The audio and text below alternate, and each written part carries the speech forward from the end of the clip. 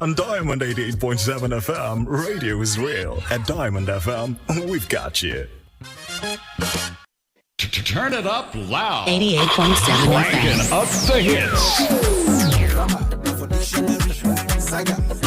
Continuous hit music. Diamond. We don't stop the music.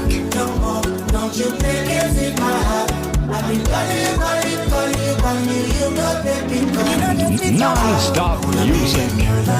Until the night is over. Going full throttle. Non-stop hits.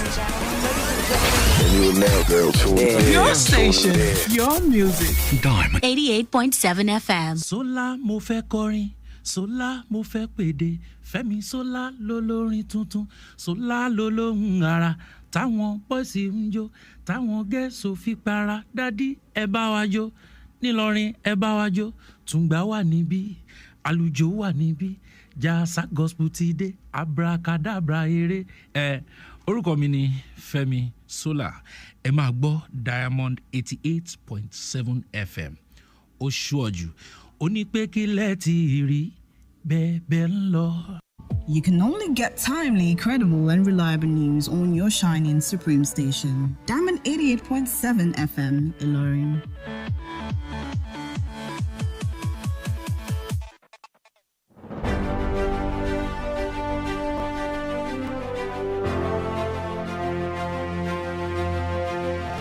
From the news desk of Diamond 88.7 FM Ilorin, this is news on the hour.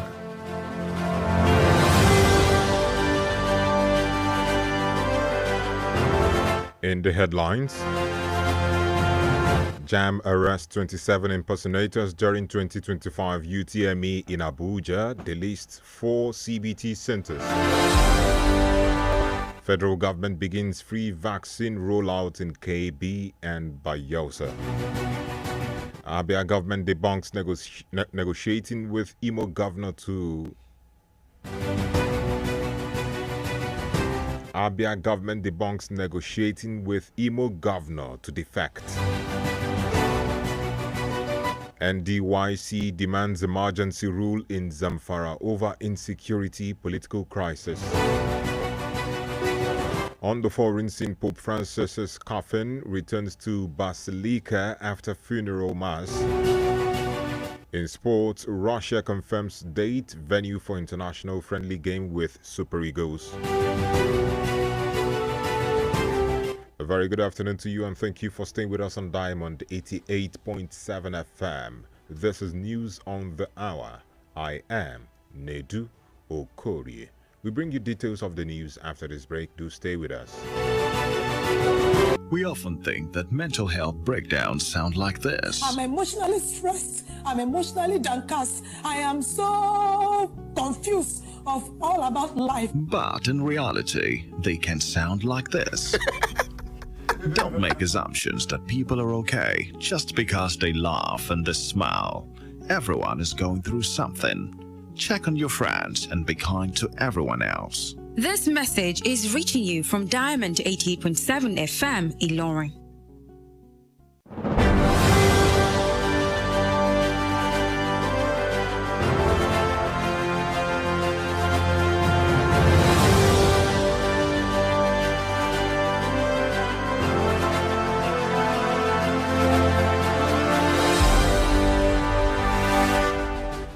Welcome back from that short break. Please do note that you can listen to us via our website on www.diamond.fm. You can also watch us live on Facebook at Diamond 887 FM and on YouTube at Diamond FM Ilorin.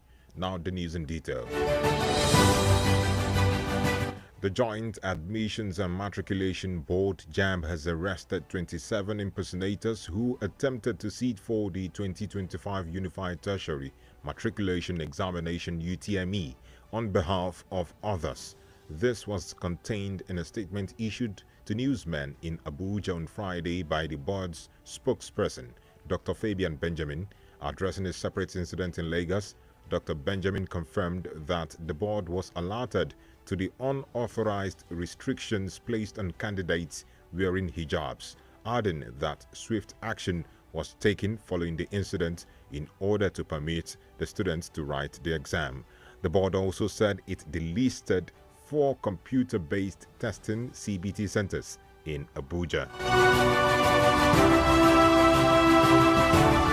Meanwhile, global messaging platform WhatsApp has today expressed its disagreement with the ruling by Nigeria's Competition and Consumer Protection Tribunal, affirming the $220 million fine imposed on it by the Federal Competition and Consumer Protection Commission, FCCPC.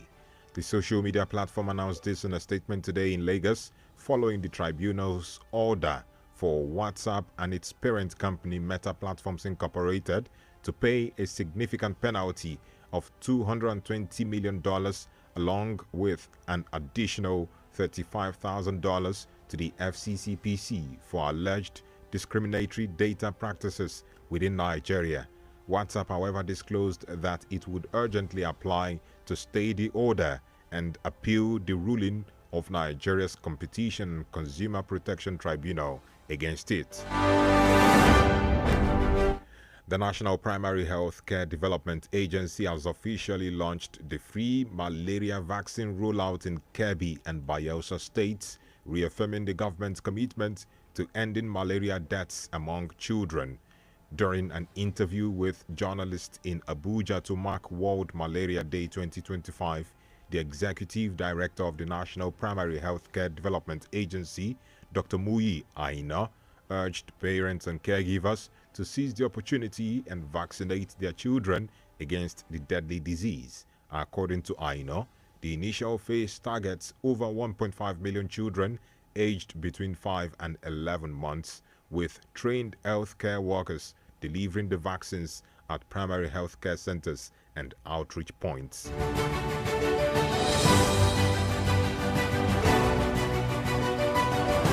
The Abia State Governor Alex Oti has stated that he never held any meeting with the Imo State Governor Hope Uzodinma for him to join the All Progressives Congress APC ahead of the 2027 polls. A statement today signed by the governor's special advisor on media and publicity, Ferdinand Ekeoma, described the defection rumor as false, baseless, and unfounded and should be disregarded. According to the statement, Governor Oti and few of his colleagues on Thursday joined Governor Uzodinma to attend the birthday celebration of his twin daughters after the National Economic Council meeting, saying that the event had nothing to do with politics. The Niger Delta Youth Congress NDYC has called on the federal government to declare a state of emergency in Zamfara State due to what it called an alarming level of violence, lawlessness, and breakdown of order. In a statement signed by the national coordinator, Israel Uwajayan, NDYC cited the recent kidnappings, killings, and general insecurity in the state, noting that the situation has reached a tipping point. The organization drew parallels with the federal government's swift declaration of a state of emergency in Rivers State, arguing that similar urgency should be applied to Zamfara State. And lastly, on the local scene, the Kano State government has disclosed that it uncovered an anomaly in the March salary payroll system, leading to the recovery of over 28 million naira paid to 247 dead or retired workers. A statement by the press secretary to the Kano State government, Musa Tanko Muhammad, said the disturbing irregularity was uncovered with the payroll system of the local government councils through a committee established in the state, adding that the findings revealed that 247 individuals have either retired from service or dead, yet have been appearing in the payroll and their salaries running. The government, however, assured of its commitment to purging the payroll system of irregularities, while the individuals found to be involved in the fraudulent activity will be identified and held fully accountable in accordance with the law. The news is reaching you from Diamond 88.7 FM Ilorin. We go on a break now, and when we return, Pope Francis's coffin returned to Basilica after funeral mass. We'll be taking this story and other stories. Do stay with us. Any opportunity in this country, I don't lose hope. Oh my God, jackpot. Leaving the country may not be the solution that you think it is. Don't make leaving Nigeria the only solution to your life's challenges. Japa because you want to, but stop raising it as a solution to national issues that you can work on and fix. Nigeria will always be your home, and together we can make it better. This message is reaching you from Diamond 88.7 FM, Ilorin.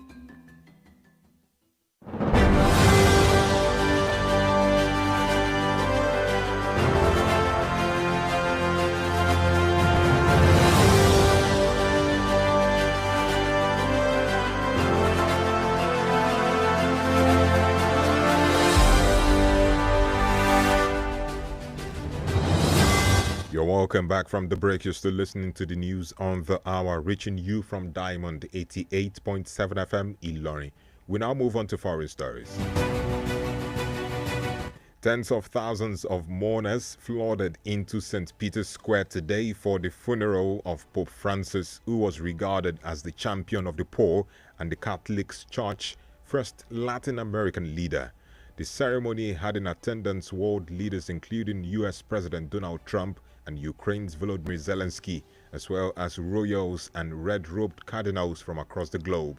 Recall that the Argentine pontiff, who died on Monday at the age of 88, sought to steer the centuries-old church into a more inclusive direction during his 12-year papacy. Meanwhile, the Pope's coffin has been taken back into St. Peter's Basilica following the end of his funeral mass at the Vatican. Still on the foreign scene, the United States Secretary of State Marco Rubio on Friday oversaw the signing of a pledge to work towards a peace deal by Congo and Rwanda, which has been speculated would ease the United States' access to critical minerals in the resource-rich eastern Congo. Rubio's participation in the Washington ceremony with his Central African counterparts is an early step in what the Trump administration says is a rebuilding of U.S. foreign policy to focus on transactions of direct financial or strategic benefits to the United States. And that's it on the foreign scene. We now move on to sports stories. The Nigerian national football team, the Super Eagles, will take on Russia in a prestigious international friendly scheduled for June 6, 2025 at the Luzhniki Stadium in Moscow. The fixture was officially confirmed on Friday by the Russian Football Union through its media channels. The friendly marks a significant milestone for both nations. It will be Russia's return to their national stadium for the first time since their goalless draw against Croatia in 2021 World Cup qualifier. For Nigeria, currently ranked 43rd in the FIFA World Rankings, the game is another opportunity to test themselves against strong European oppositions as they prepare for upcoming international competitions. And with that, we've come to the end of news on the hour. But before we go, here is the recap of the major highlights.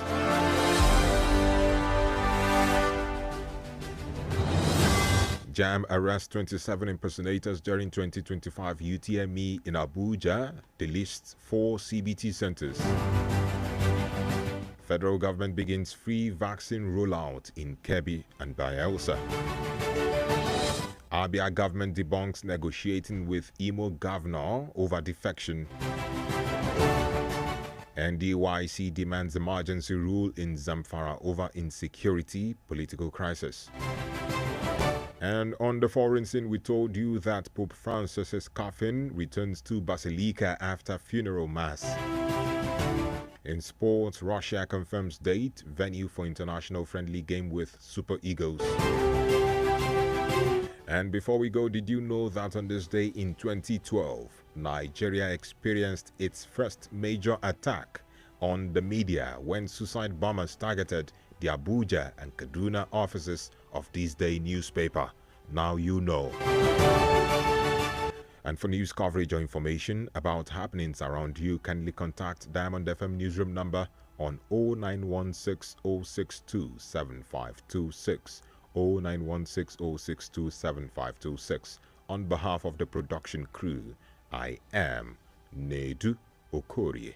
Thank you for listening to your Shining Supreme station, and stand by for the news on the hour in Yoruba language. A very good afternoon to you. See, wait, he's from our tribe and we are of the same religion, so we have to protect our own. Our tribe isn't corrupt. I beg you, leave am now our pikin. Wait, stop and think. Do you realize that the impact of corruption and careless decisions by that clansman or family member of yours doesn't know tribalism or nepotism? Let's hold everyone accountable for a better society and country. If you see something, say something to the right authorities. This message is reaching you from Diamond 88.7 FM, Ilorin.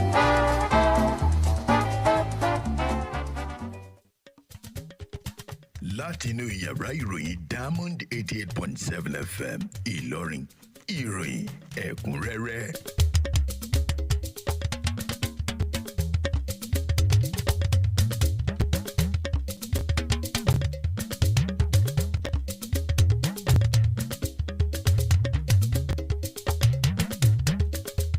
Ṣáájú ẹgbọ́ àwọn kókó tó wà nínú ìròyìn náà. Àjọ Jambo fi páńpẹ́ òfin gbé àwọn èèyàn mẹ́tàdínlọ́gbọ̀n ìpínlẹ̀ gbìyànjú láti bá àwọn èèyàn kọ́kọ́ ìdánwò UTME tọdún yìí nílùú Àbújá. Ìjọba àpapọ̀ ilẹ̀ yìí kọlùdà abẹ́rẹ́ àjẹsára tó ń dènà àrùn bà ní ìpínlẹ̀ Kebbi, ìpínlẹ̀ Bayelsa. Ìjọba ìpínlẹ̀ Abia tako ròyìn kan pé gómìnà Oti ìfẹ́takọ̀sọ sínú ẹgbẹ́ òṣèlú APC. Ẹgbẹ́ kan pé kan fi léde fún fífa àárọ̀ ní ìpínlẹ̀ Zamfara látàrí ìpèníjà ètò ààbò tó wáyé ní ìpínlẹ̀ ọ̀hún. Ní ilé òkèrè, Pope Francis ti padà sí ilé ìjọsìn St. Peter's ní Basilica. Ilẹ̀ Russia fìdí ẹ̀ múlẹ̀ wípé yóò wákò pẹ̀lú ikọ̀ Super Eagles ilẹ̀ yìí nínú ìdíje ọlọ́rẹ̀ẹ́sọ̀rẹ́. Ẹ̀ka san àsìkò ìsinmi òpin ọ̀sẹ̀ ẹ̀kúnrẹ́rẹ́ láti ìkànnì Diamond 88.7 tó wà ní Ìlọrin ní ìpínlẹ̀ Kwara. Taiwo Adeyemi lóníròyìn yìí ẹ lè gbọ́ wa kẹ́tẹ́kẹ́tẹ́ jákèjádò àgbáláyé ní ojú ìtàkùn www.diamondfm.net. ẹ̀kọ́ náà bọ̀ lẹ́yìn ìsinmi ráńpẹ́ yìí. Lẹ́ẹ̀kan sí akínyìn pé ẹ kú ìkàlẹ̀.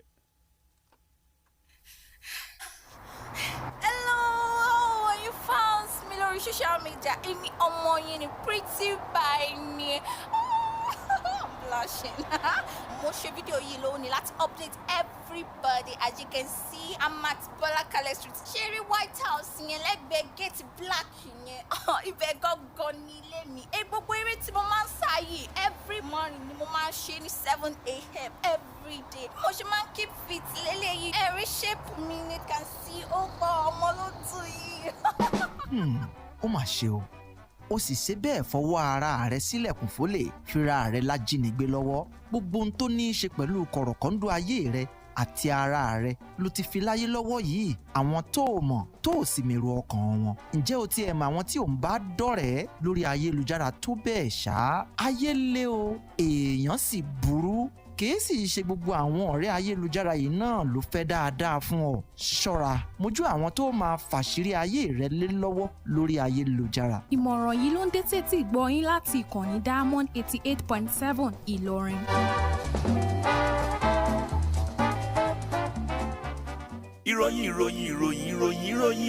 Ìròyìn ẹ̀kúnrẹ́rẹ́ láti ilé iṣẹ́ Diamond FM. Ẹ káàbọ̀ padà. Ìròyìn náà rẹ̀ ní ẹ̀kúnrẹ́rẹ́. Àjọ Jambo tó fi páńpẹ́ òfin gbé àwọn èèyàn mẹ́tàdínlọ́gbọ̀n kí wọ́n gbìyànjú láti bá èèyàn kan jókòó fún ìdánwò UTME ti ọdún ìyàtọ̀jáde kan sólòdì. Àwọn oníròyìn ní àná ọjọ́ Ẹtì látọwọ́ agbẹnusọ àjọ Jambo ọ̀mọ̀wé Fabian Benjamin ṣàlàyé pé ní ìlú Èkó ó fìdí ẹ̀ múlẹ̀ wípé àjọ ọ̀hún ti ké gbàjarè wípé kànrìkan mogoto àwọn akẹ́kọ̀ọ́ tó a fẹ́ pé wọ́n wọ ìjáàbò. Ó tẹnumọ́ pé ìgbésẹ̀ náà ló wáyé ní báyìí pẹ̀lú ìgbésẹ̀ láti rí i pé wọ́n dẹ́kun irú àwọn ìṣẹ̀lẹ̀ bẹ́ẹ̀. Ó wá tẹ̀síwájú pé ní báyìí wọ́n ti fagilé orúkọ ojútò mẹ́rin ọ̀tọ̀ọ̀tọ̀ tí wọ́n ti ń kọ ìdánwò ọ̀hún ní ìlú Àbújá.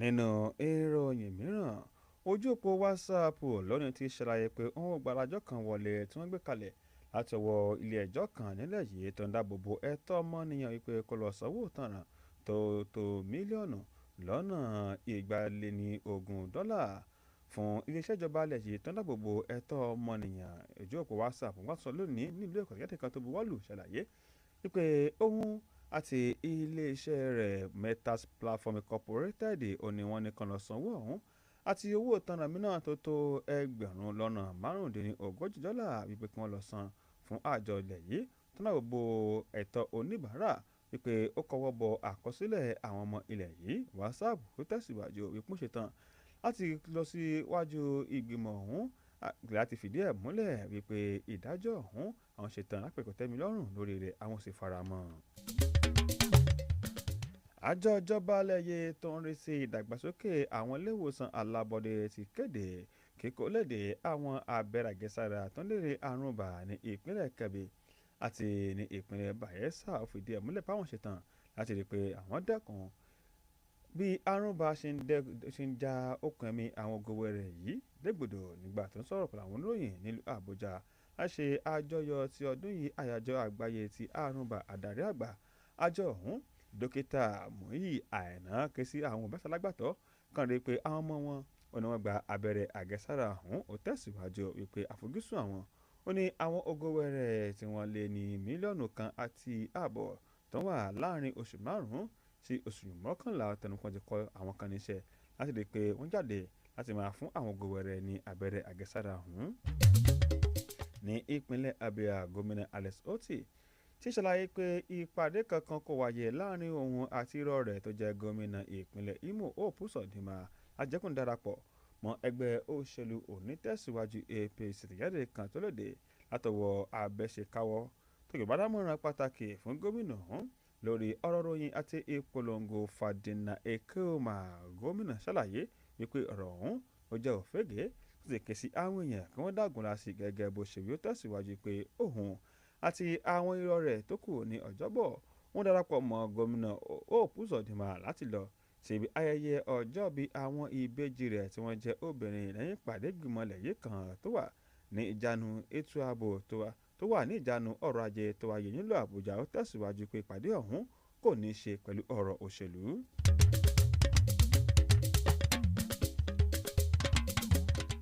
àwọn ẹgbẹ́ kan ní agbègbè Niger Delta Youth Congress ti kéde àpọ̀lẹ̀ yìí kó kéde fílẹ̀ fararọ̀ ní ìpínlẹ̀ Sanfara látàrí ìpèníjà ètò ààbò tó ń ba ìpínlẹ̀ ọ̀hún fún àtẹ̀jáde kan tó lòdì látọwọ́ adarí àpapọ̀ ẹgbẹ́ ọ̀hún Israel Ewenjaya ṣàlàyé wípé ìṣẹ̀lẹ̀ ìjínigbé ìpànìyàn àti ìpèníjà ààbò tó ń wáyé ní ìpínlẹ̀ ọ̀hún ti tó ó sì jẹ́ pé àkókò yìí ó ti jẹ́ dé orí kókó pásíkò tó kán pẹ̀lú fún ìfararọ̀ ní ìpínlẹ̀ ọ̀hún. ẹgbẹ́ ọ̀hún tẹnu péjọba ilẹ̀ yìí kéré fún àárọ̀ ní ìpínlẹ̀ Rivers àmọ́ tẹnu pásíkò tó kófìhàn náà wáyé ní ìpínlẹ̀ Sanfara. ní ìpínlẹ̀ Kano ìjọba ìpínlẹ̀ ọ̀hún ti kéde wípé òun ti kẹ́fìn àwọn kan tí ò tọ́ nínú bí wọ́n ṣe sanwó oṣù kẹta fáwọn òṣìṣẹ́ ìjọba ní ìpínlẹ̀ ọ̀hún. wọ́n sì ti rí i pé owó tó tó mílíọ̀nù lọ́nà 28 náírà ọ̀nà wọn san fáwọn òṣìṣẹ́ kan tí wọ́n lé díẹ̀ ní ìgbà tó jẹ́ pé wọ́n ti kú àbí pé wọ́n ti fẹ̀yìn tẹ̀jáde kan tó lòdì láti ọwọ́ ẹni tó jẹ́ akọ̀wé sí ìjọba ìpínlẹ̀ Kano Musa Tanko Mohammed ṣàlàyé wípé wọ́n kẹ́fìn àwọn ìgbésẹ̀ ọ̀hún pàápàá jùlọ bó ṣe sanwó àwọn òṣìṣẹ́ ìjọba ìbílẹ̀ látọwọ́ gbìmọ̀ kan tó kó lòdì látọwọ́ ìjọba ìpínlẹ̀ Kano. ó ṣàfikún rẹ̀ pé àwọn èèyàn ọ̀hún ní púpọ̀ wọn ti fẹ̀yìntì àbí pé wọ́n ti dágbére fáyé àmọ́ wọ́n sì wà nínú àwọn tó ń gba owó oṣù. ìjọba wa tẹ̀síwájú pọ́n ṣetán láti rí i pé ó ń ṣe àfọ̀mọ́ sí àwọn orúkọ tó ń gbowó oṣù ní ìpínlẹ̀ Kano. ó tẹ̀síwájú pé àwọn tó wà nídìí ọ̀rọ̀ ọ̀hún ò ní wọ́n fi ojú wọn kó ata òfin. ìròyìn ẹ̀kúnrẹ́rẹ́ ó ní ẹ̀ ń gbọ́ láti ìkànnì Diamond 88.7 tó wà nílọrin ní ìpínlẹ̀ Kwara. lẹ́yìn ìsinmi ráńpẹ́ yìí a lọ sí lókèrè bí wọ́n ti gbé pósí Pope Francis padà lọ sí Basilica lẹ́yìn ìgbà tán parí ètò ìsìnkú rẹ̀ lẹ́ẹ̀kan sí akínyìn pé ẹ kú ìkàlẹ̀.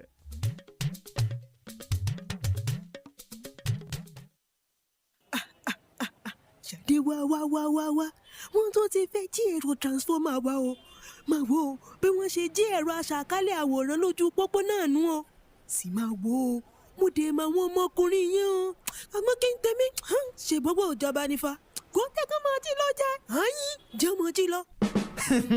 rò ó wò dáadáa o ǹjẹ́ o tiẹ̀ mọ̀ pé dúkìá àjọba dúkìá rẹ ni owó orí tóun sì ń san ni wọ́n sì fi tún gbogbo ohun tó bá bàjẹ́ ṣe lọ́nà kan tàbí èkejì ara wa náà là á sì ń kó bá ẹ jẹ́ àmú ọ̀rọ̀ orílẹ̀-èdè nàìjíríà ní àgbájọwọ́ là á fi sọ̀yà tó o bá rí nǹkan tí ò bójú mu fi tó àwọn aláṣẹ tó tọ́ létí. ìmọ̀ràn yìí ló ń dé tètè gbọ́ yín láti ìkànnì Diamond 88.7 Ìlọrin.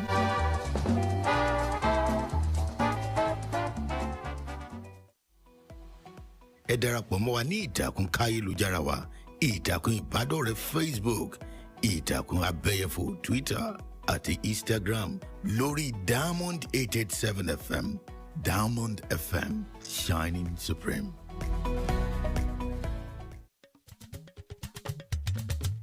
ẹ káàbọ̀ padà ìròyìn ẹ̀kúnrẹ́rẹ́ náà ni amúwáṣe tí gbọ̀nyìn láti kẹ́ni Diamond 88.7 tó wà ní Ìlọrin ní ìpínlẹ̀ Kwara ní ilé òkèrè.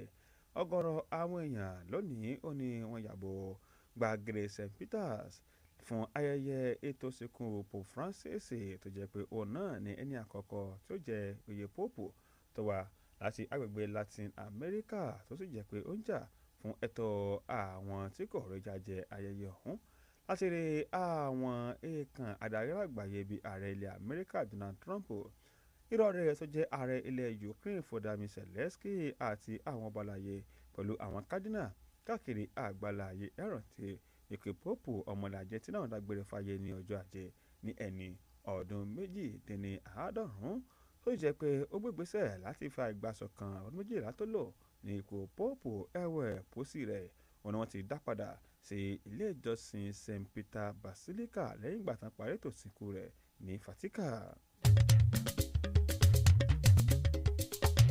síbẹ̀ ní ilé òkèrè akọ̀wé sí ìjọba ilẹ̀ Amẹ́ríkà Marco Rubio ní àná ló wà níkàlẹ̀ bí wọ́n ṣe buwọ́lu àdéhùn kan láàrin ilẹ̀ Congo àti ilẹ̀ Rwanda tí ó fún ilẹ̀ Amẹ́ríkà láǹfààní láti máa wá ohun àlùmọ́ọ́nì ní agbègbè ìlà oòrùn ilẹ̀ Congo. Rubio ló kópa níbi ètò tó wáyé nílùú Washington tó jẹ́ pé àwọn ààrẹlẹ̀ méjèèjì náà ló wà níkàlẹ̀. Ìṣàkóso Trump ni ó ń fojú sun ìlànà ilé òkèrè tí yóò fún ilẹ̀ Amẹ́ríkà láǹfààní láti máa wá àwọn ohun àlùmọ́ọ́nì ọ̀hún pàápàá jùlọ fún àǹfààní ìdàgbàsókè ọrọ̀ ajé ilẹ̀ Amẹ́ríkà. lábala ìròyìn eré ìdárayá ikọ̀ Super Eagles ilẹ̀ yìí yóò wá kò pẹ̀lú ilẹ̀ Russia tó bá di ọjọ́ 6 oṣù kẹfà ọdún tàwáyé gbapá ìṣeré Luyiniki nílùú Moscow fún ìdíje ọlọ́rọ̀ sọ̀rẹ́ òun fìdí ẹ̀ múlẹ̀ látọwọ́ àjọ eré bọ́ọ̀lù ti ilẹ̀ Russia. ìdíje ọ̀hún ó ní yóò wáyé fúngbà àkọ́kọ́ tí ilẹ̀ Russia yóò gbá bọ́ọ̀lù nínú pápá ìṣeré ọ̀hún lẹ́yìn ìgbà tó gbá bọ́ọ̀lù kẹ́yìn lọ́dún 2021 nígbà tó pàdé ilẹ̀ Croatia tó ń gbáradì fún ìdíje àgbáyé ní ọdún 2021. ilẹ̀ Nàìjíríà ní báyìí wọn ló wà ní ipò 43 nínú ìgbéléwọ̀n àjọ FIFA. ìdíje ọ̀hún fún láǹfààní láti gbáradì fáwọn fẹsẹ̀wọnsẹ̀ tí kò Super Eagles ilẹ̀ yìí yóò gbà á. tó orílẹ̀-èdè ọ̀run ká tó máa lọ ẹ̀gbá àwọn kókó tátìkà sétí ìgbà òyìn lẹ́ẹ̀kan sí i. a sọ fún yín pé àgọ́ jambo fi páńpẹ́ òfin gbé àwọn èèyàn 17 kí wọ́n gbìyànjú láti bá wọn jókòó fún ìdánwò UTME ti ọdún yìí. ìjọba àpapọ̀ ilẹ̀ yìí kọ́lẹ̀dẹ̀ abẹ́rẹ́ àjẹsára tó ń dènà àrùn ibà ní ìpínlẹ̀ Kebbi ìpínlẹ̀ Bayelsa. a ti sọ fún yín pé gómìnà ìpínlẹ̀ Abia ó ti tako àhesọ̀rọ̀ kan wípé ó fẹ́ darapọ̀ mọ́ ẹgbẹ́ òṣèlú onítẹ̀síwájú APC. a ti sọ fún yín wípé ẹgbẹ́ kan tí pé wípé kankan ìfẹ́lẹ̀ fararọ̀ ní ìpínlẹ̀ Sanfara látàrí ìpèníjà ètò ààbò tó ń ba ìpínlẹ̀ ọ̀hún fínra. ní ilé òkèrè aka fún yín wípé pósí Pope Francis ló ti padà sí ilé ìjọsìn St Peter Basilica lẹ́yìn ìgbà tí wọ́n ti parí ètò ìsìnkú rẹ̀. a ti sọ fún yín wípé ilẹ̀ Nàìjíríà ikọ̀ Super Eagles rẹ̀ yóò wákò pẹ̀lú ikọ̀ àgbábọ́ọ̀lù àgbà ọ̀jẹ̀ ilẹ̀ Russia ní ìdíje ọlọ́rẹ̀ẹ́sọ̀rẹ́. lọ́jọ́ ìyọdún 2012 òní àwọn ẹ̀ṣẹ́ òkọ̀kọ̀ ṣèkọlù sí iléeṣẹ́ ìròyìn This Day ní ìlú Abuja àti ní ìlú Kaduna. ní báyìí ẹ ti mọ̀ ẹ lè pè sórí nọ́mbà yìí 0916 0627526 0916 0627526 fún ròyìn tó bá lọ ní agbègbè yìí. Nedu Okorie ní olóòtú ròyìn, Taiwo Adeyemi olóòtú tó kà sẹ́tì gbọ̀nyìn. lẹ́ẹ̀kan sí akínyìn pé ẹ ṣe gan tí ẹ ń gbọ́ ìkànnì Diamond 88.7 tó wà ní Ìlọrin ní ìpínlẹ̀ Kwara. a sì kíyìn pé a kú ìsinmi òpin ọ̀sẹ̀. ìròyìn